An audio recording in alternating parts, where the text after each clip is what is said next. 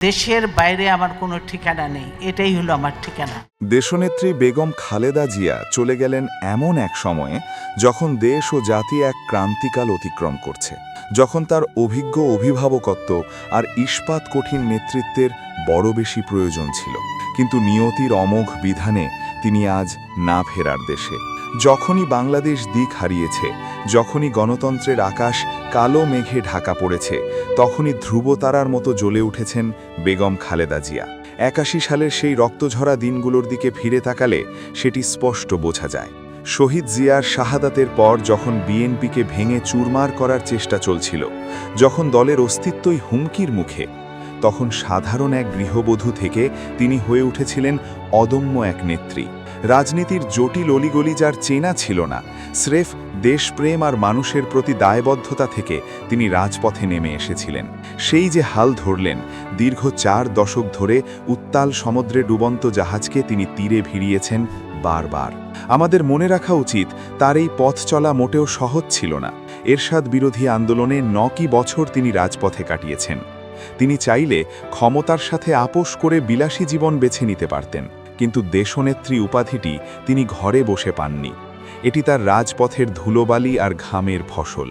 নিজের ২ সন্তানকে নিয়ে বছরের পর বছর যে লড়াই তিনি করেছেন, তা পৃথিবীর রাজনৈতিক ইতিহাসে বিরল। আজকের বাংলাদেশের দিকে তাকালে হৃদয়টা ভারাক্রান্ত হয়ে ওঠে। দেশ যখন এক নতুন মেরুকরণের মধ্য দিয়ে যাচ্ছে, যখন আমাদের জাতীয় ঐক্য সবচেয়ে বেশি প্রয়োজন, ঠিক তখনই আমাদের অভিভাবক বিদায় নিলেন।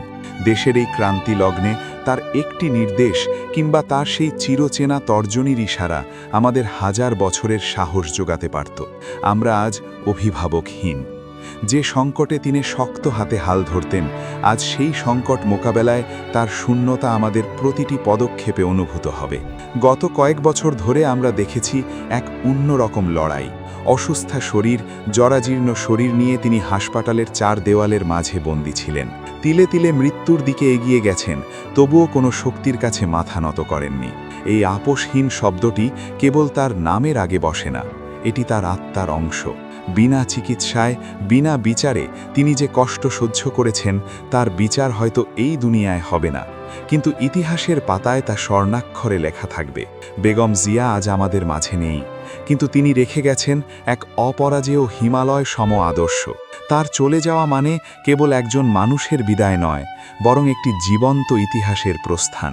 তিনি আমাদের শিখিয়েছেন কিভাবে প্রতিকূলতার মুখে ধৈর্যের পাহাড় হয়ে দাঁড়িয়ে থাকতে হয়।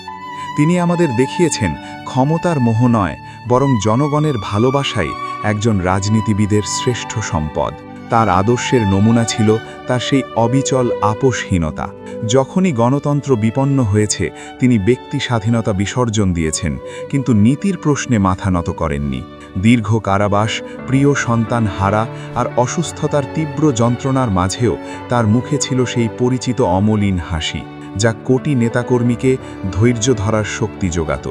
দেশের শিক্ষা বিস্তারে, বিশেষ করে নারী শিক্ষার প্রসারে তার নেওয়া পদক্ষেপগুলো আজও প্রতিটি ঘরে প্রদীপের মতো জ্বলছে। তিনি আমাদের শিখিয়েছেন, দেশপ্রেম মানে কেবল স্লোগান নয়, দেশপ্রেম মানে হলো শত জুলুম সয়েও নিজ দেশের মাটি কামড়ে পড়ে থাকা।